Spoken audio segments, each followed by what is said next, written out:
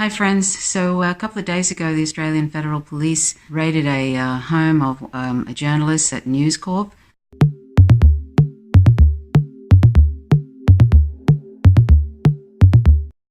Not a fan of Newscorp, it's a Murdoch-owned news and quote source, but incriminating surveillance that the Australian government have been doing. They used to say that they were only collecting metadata, but it would appear, of course you would expect this, that once they say they're collecting different things of Australians on emails, etc., that it's going to be more invasive than that. And I suppose under the instruction of the right-wing Australian government we have at the moment, probably we're instructed to, it's a form of harassment basically.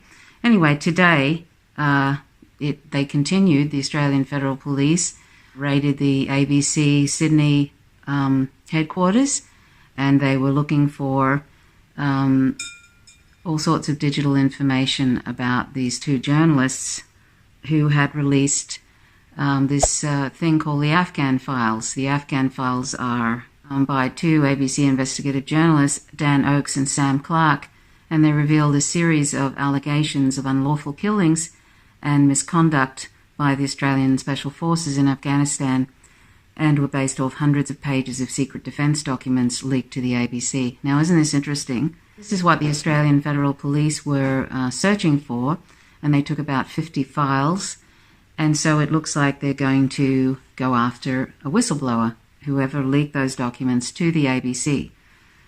See, this is interesting, and of course there was a whole lot of people on Twitter, a whole lot of journalists on Twitter, a whole lot of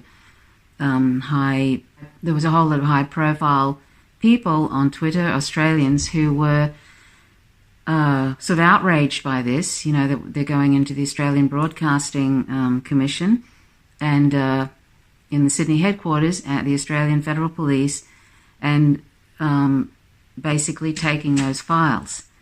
And these same people, I think there was probably none of those people were complaining when Julian Assange has been persecuted and vilified these last 7 years when he was in the Ecuadorian embassy as a political prisoner for fear of leaving, that the US would extradite him, which was all based in fact that his fears were founded with the 175 years imprisonment that was awaiting him if he was extradited to the US under espionage, the Espionage Act.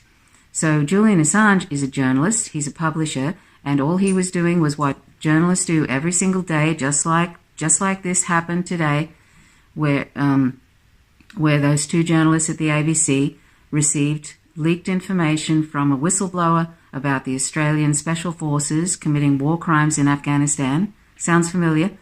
And yet these same people, these high-profile Australians and these Australian journalists, and I use that word lightly with a lot of them, they're really just stenographers for in the Murdoch press, but these same people have said nothing about Julian Assange, or if they have, they've been vilifying him, except only recently when they've seen, this is even before this, when they realized that they could be also a victim of extradition by the US for revealing anything that is inconvenient to the US empire and their war crimes or their political corruption. So they recognized that finally, that their lives were at threat. They didn't care about Julian Assange, and they don't particularly care about freedom of the press because they don't practice it themselves, really. They don't value a free press, really. But when it comes to their own careers and their own lives, that's when they start to freak out.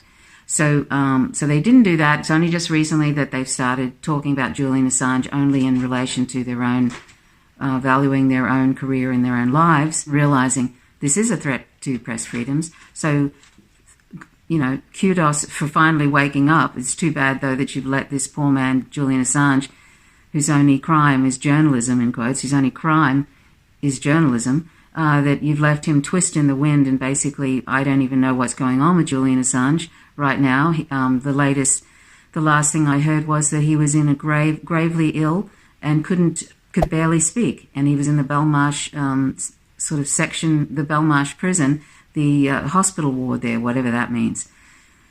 So, that's the latest. That's all I've heard about Julian Assange. Who knows what's going on with him? Anyway, so they've just left him sort of to twist in the wind, and basically he could die in Belmarsh prison. But now they've recently caught up and realised that their jobs and their lives are at stake if they can be extradited to the US, just like Julian Assange. And here we have, right now, with our right-wing Australian government under Scott Morrison and Peter Dutton, who's just a thug, who, is in charge, I think, of it's the equivalent of Homeland Security in the United States. It's a nice little fascist wing that's been put together, from what I understand. So anyway, the Australian Federal Police officers, are doing Scott Morrison and Peter Dutton's bidding. But I'm sure that behind all of that, too, is the US sort of also pulling the strings, because basically if they have every government under their thumb, which they pretty much have anyway, no matter who's in government in Australia, we're just a vassal state, we're just a US lackey. But, I mean, they really can do what they can really give some full-on orders to Scott Morrison and Peter Dutton, because they absolutely do not care. They do not care about democracy, and they are sort of budding fascists. I'd say that Peter Dutton he's an unhinged, unfortunate person. He really is. He's a real, really racist, Islamophobic, and sort of, sort of a real, that kind of head kicker sort of person. But anyway, so Dan, I'm assuming Dan Oakes and Sam Clark, who were the journalists who received that leak by whomever that whistleblower is, who's probably in the Australian Defence Forces and witnessed these various things. Those two people probably will be in some sort of trouble, I imagine, and the whistleblower, of course, certainly will. So when I find out, what's happening there, I'm sure they'll find out who that whistleblower is. But the Afghan files is it's not surprising to me. That was released a couple of years ago, the Afghan files, and you can see that on the ABC website, abc.net.au, I think. Just search Afghan files and look for Dan Oakes and Sam Clark. And you find a whole list of different sort of things that which would go on I can be certain goes on every single day. The US soldiers engage in this, I know, because we've all heard the stories or whatever. We've seen collateral murder, so it's not surprising that this goes on with the Australian Special Forces. And ironically, there's one particular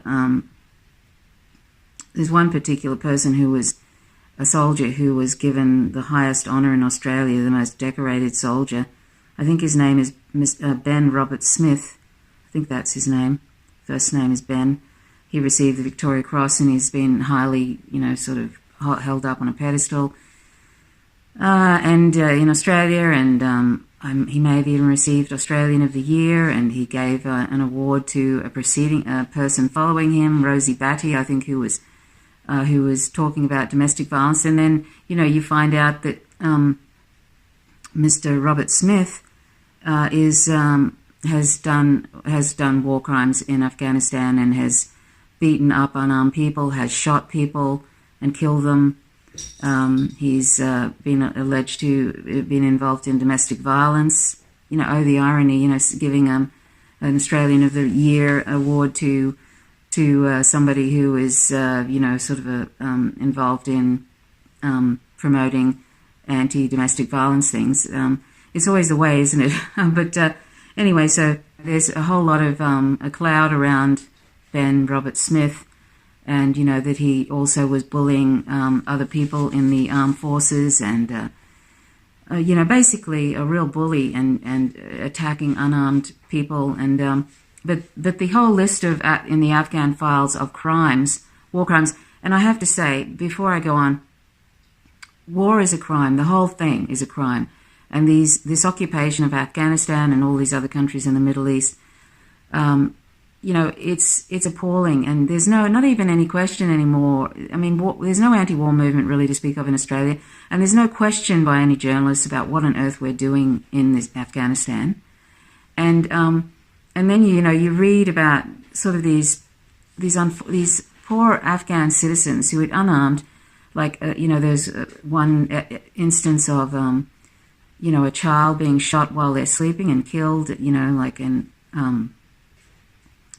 there's all this sort of these secret rules of engagement that really, they just, shooting people on motorcycles and who they think are spotters, and somebody who was interrogating some people in a tent, some Australian soldier, when the two other soldiers left, apparently he'd taken these plastic handcuffs off him, and then the next thing, there's a shot and the guy is dead. The unarmed Afghani citizen is dead, and he was reaching for my rifle, this sort of thing. I mean, it's just a whole long list, and I'll leave a link to it because I'm not going to go through all of it. But there was an instance where two teenagers, Afghan teenagers, and 3 donkeys were killed in a helicopter fire incident. It's just, it's the sort of thing that goes on, sadly, every single day in Afghanistan and Iraq and so forth. This occupation, this brutal occupation by U.S. forces, along with other Western allies, including my own country, and it's appalling. It's appalling to read these leaked documents, but it's not surprising. It's appalling in that it's just more of the awful, awful, awful things that go on every single day in Iraq and Afghanistan and elsewhere. We, as many veterans have said who've come back and become peace activists, realize that they are the terrorists. We are the terrorists, and those people, and they call them insurgents. These people that want occupation to end. What makes one an insurgent? I mean, of course you want this awful murderous bunch of people who are just shooting unarmed citizens and terrifying people and going around from house to house and terrorizing families and so forth. Of course you would want them to leave. I would become an insurgent if I was living there. When I say an insurgent, I would have the same feelings that anybody who took up arms had. I would want them to get the hell out of my country. I don't believe in violence, but I mean, it's an appalling thing that there are just these occupational forces going around from house to house and terrorizing people and killing people and deciding who is an insurgent and who is not. And I'll kill them because my secret rules of engagement that nobody knows about, because you can't let the enemy know, otherwise they know what to do. And you've decided that person is a spotter and that person is a squirter. All these names for people that are suspicious. It's just sort of like, I don't know, it's just appalling, and we are still there. What on earth is Australia doing there? And the only reason we're there is because we are a US lackey. We are a vassal state of the United States, and we just do. If they say jump, we say how high. I mean, I look at what we're, the sort of anti-Chinese rhetoric that's coming out now, and even, the journalists, the journalism programs that were once not too bad many years ago, are just putting out, U.S. empire propaganda about, the Chinese and about Russia and all of that. This is sort of like, and I could include the ABC in that. There is no journalists really to speak of in Australia that actually put out anything that's real or that is challenging. I mean, you get things like the Afghan files. So that was that was from the ABC, and I mean it always surprises me when you actually get something that's real that comes out. But it's becoming less and less likely, because particularly the ABC that's government funded, and the government keeps, the government's like Scott Morrison government that is, sort of a right-wing, sort of a right-wing government is always threatening to defund the ABC and has been trying to destroy it. But the Labor Party hasn't been so great either. That's the other major party. They haven't been so great trying to protect the ABC either. They've only just in the last election sort of, I think it's all for optics, sort of, we must protect the ABC. But really, the ABC has been going down the tubes for a while now. I don't bother with it. It just puts out nonsense like all the others. Maybe not as bad, and they do have some good programs, the ABC, but basically they don't challenge anything, and they just keep reinforcing the status quo. Anyway, so, it's just really interesting to see all these high-profile Australians and all these, journalists, in quotes, having a problem with this ABC being raided by the Australian Federal Police and also Newscorp, or as I like to call it, Newscorps, that some people have called it. They have been also raided and over the surveillance things, which and they're having, they're all up in arms about that and outraged. And yet here's Julian Assange. He's been doing exactly the same thing, releasing information that was leaked to him by, whistleblower Chelsea Manning. That's, WikiLeaks. It's a place that actually, holds governments to account like a journalist is supposed to do.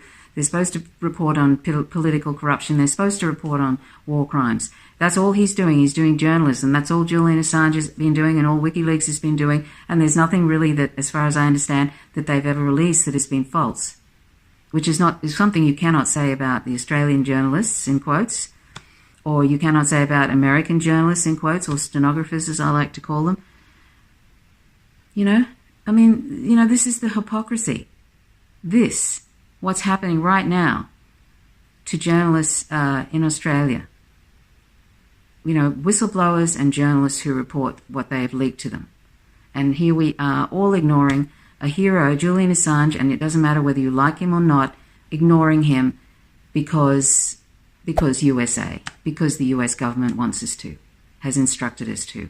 And I wouldn't be surprised if somewhere, if you were able to look through where this originated from, this measure to terrorize journalists in Australia over leaks of war crimes, there's somewhere in there's the US has been whispering in their ear, the government's ear, to start putting their foot on the necks of journalists in Australia. Now, they don't need any encouragement.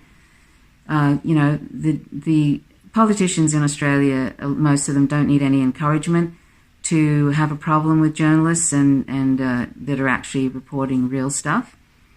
And the Scott Morrison government and Peter Dutton certainly don't need any encouragement to persecute whistleblowers and to persecute journalists. So, but this is sort of like so hot on the heels of all this Julian Assange thing. It's like almost like a 100th monkey thing. So, this is sort of like, fascism creeping into Australia and right before our eyes. I rang up the Anthony Albanese today, who is now he is the federal opposition leader, the Labor Party. I asked the receptionist, and as usual, I asked, what does Mr. Albanese think about this raid by the Australian Federal Police on the ABC and also on Newscorp? And the person, as usual, this is what I get any time I ring up any of these politicians' offices. They know nothing.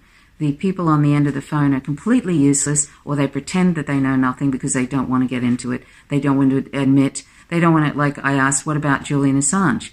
This is all related. He's just a journalist, a publisher who has released information by a whistleblower, Chelsea Manning, about war crimes, just like this Afghan files thing. It's just that WikiLeaks has a much broader audience. It has they can upload millions of files, and, they have a much bigger punch in some ways, a much broader audience. And so that's why they're such a huge target. But the receptionist was absolutely useless. And I haven't heard Albanese, no surprises there. I haven't heard Albanese or Bill Shorten, who was the previous opposition leader of the Labor Party before that great loss to the Scott Morrison government a couple of weeks ago.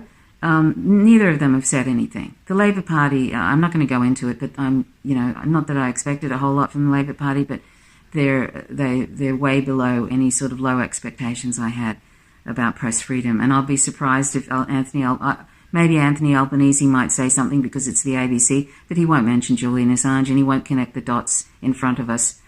It's just appalling. There were some other stories I wanted to talk about today, and I might actually finish this and then maybe post another couple, but because a lot of things happened in the last 24 hours. Here's one example of the sort of things that were in the Afghan files.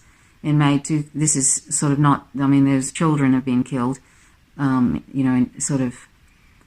a man and his son were coming back from some medical clinic and they had pills and everything in their possession, just for their whatever illnesses they had.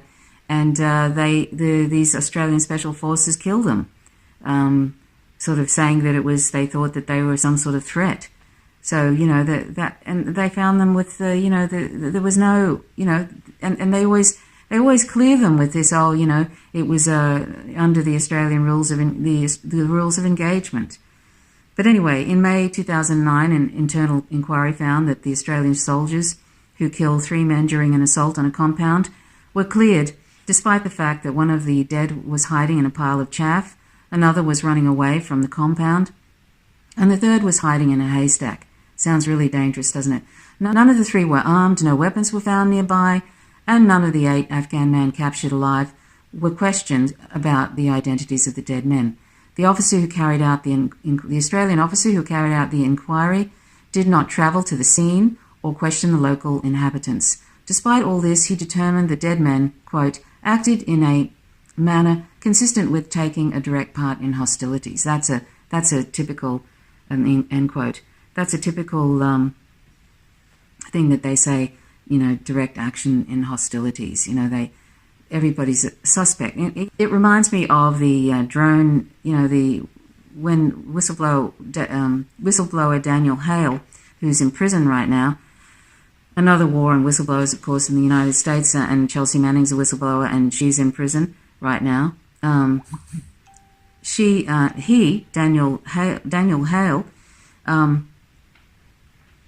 Hale was saying how with the drone strikes, they just assume that everybody that's talking to their so-called target is a suspect that must be somehow in sort of some relationship, some kind of terrorist, insurgent, or whatever. That they're all suspect, basically.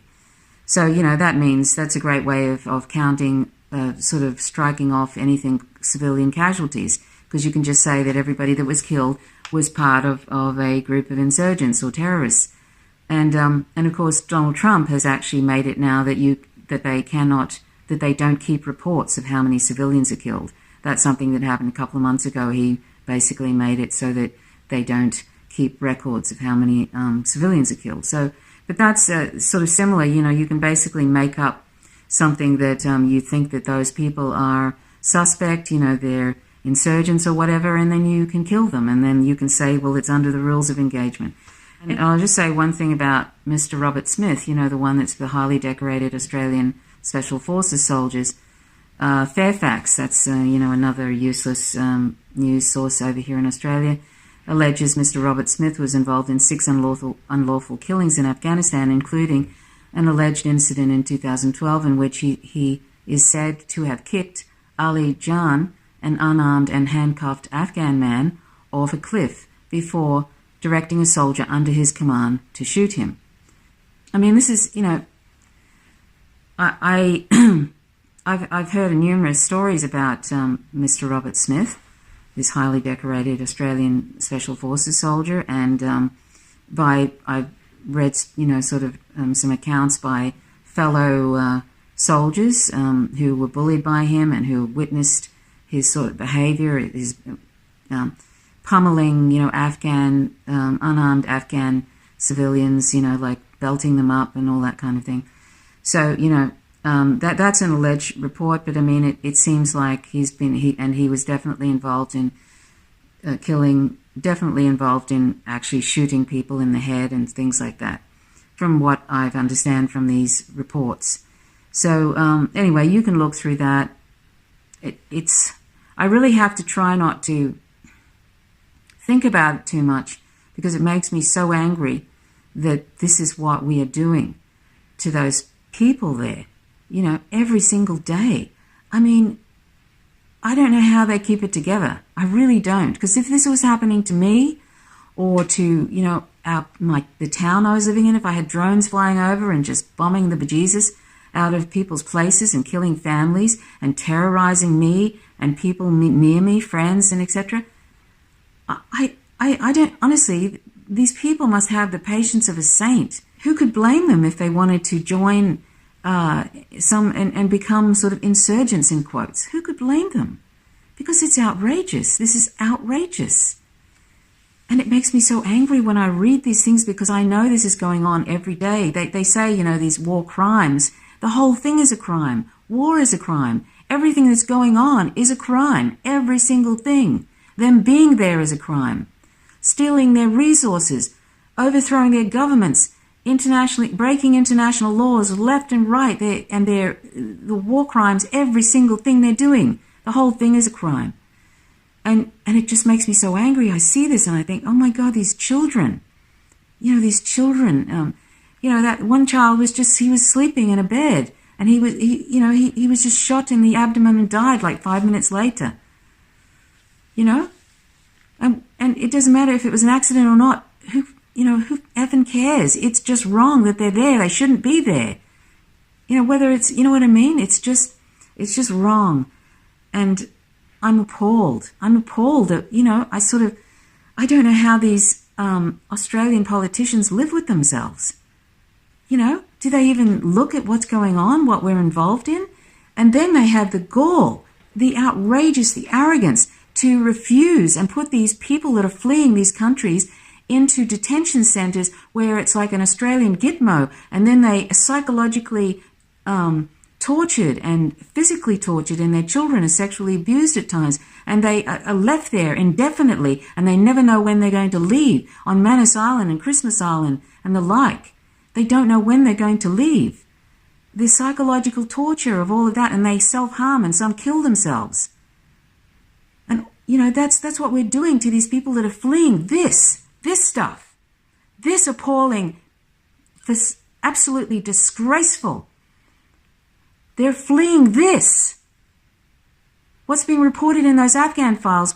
All of the stuff that the US Army is doing there, which is outrageous. If you're from Australia, I invite you to look into the Eyes Left podcast, EYESLEFT podcast. It's 2 veterans, an Iraq veteran and an Afghan veteran, and it's a real eye-opener.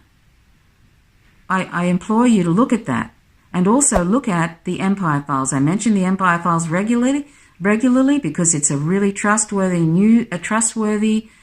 site which reveals the crimes of U.S. empire. And I call it empire because it has 800 plus bases worldwide, and it's basically at the center of most of the violence, most of the wars, most of the regime change stuff that's going on in the world today.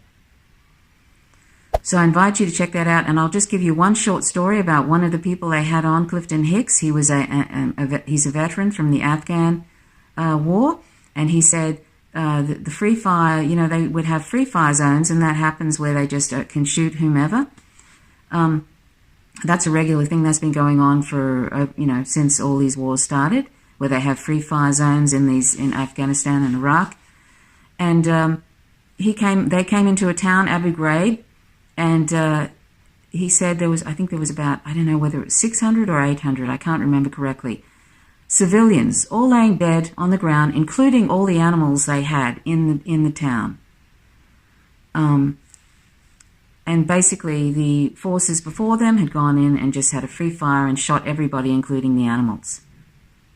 Now that is a massive, that's like a My Lai situation, and that happens regularly. That is not uncommon. The collateral murder thing that Chelsea Manning leaked WikiLeaks to Julian Assange, that happens on a regular basis. That's almost a daily occurrence in Afghanistan and Iraq. Have you seen the collateral murder thing? Just mowing people down from the sky, including 2 Reuters journalists? And that's why Chelsea Manning and Julian Assange and WikiLeaks are being persecuted. That's one of the main reasons for exposing war crimes. So seriously, if you're an Australian and you're watching this and you are not an anti-war activist, please become one, because there are millions of lives at stake. There's 1 million plus, possibly even 2 million Iraqis dead now from these dreadful, dreadful, dreadful wars that we are participating in and doing this kind of dreadful, awful, awful stuff. I call it a war crime, but as I said, it's all a crime, the whole thing. It's a criminal venture, this whole thing of controlling other people's resources and overthrowing their government so they'll do the bidding of corporations and so forth. It's all about that. It's a capitalist, gangster, mafia sort of thing that we are involved in. And it has to end. So please start speaking out, because it's only when Australian citizens and globally people start speaking out about this awful stuff that they don't want you to know about. And that's why they're persecuting people like Julian Assange, journalists, and people like this Sam Oakes and I'm sorry, I've forgotten his name already. Those two journalists and whistleblowers, and they're going to persecute that whistleblower, whoever that person was. Even though the ABC says it's going to protect its sources, but they'll find out who it is. Because they're going to go through all those digital files and they'll finally track down who. I don't think the ABC is anywhere near as sophisticated as WikiLeaks. And they still found they could still work out. They put one and one together, and Chelsea Manning knew that she was going to get found out anyway. Anyhow, so I implore people to please become anti-war activists and start speaking out about this, because we're only going to get dribs and drabs of the things that go on every single day, because and it'll just chill journalism even more, even though there's hardly anybody talking about this. So check out those sites, the Empire Files, and also Eyes Left podcast, because it's that they're the real deal in journalism. And check out the Grey Zone Project. Anyway, I'm going to leave it here. I speak too long. I'm sorry. I sometimes think it's shorter than it is, and then I look up and it's 37 minutes. That's no good. I need to make these shorter. So anyway, thanks so much for watching. Please click the subscribe button if you like the content, and click the notifications bell, otherwise you don't receive updates. And please hit the like button if you like the content, and please leave comments. I always enjoy your comments and I appreciate them. So thanks so much for watching. You're watching Faint Signals from Vegan. My name is Trish Roberts. Till next time, bye for now.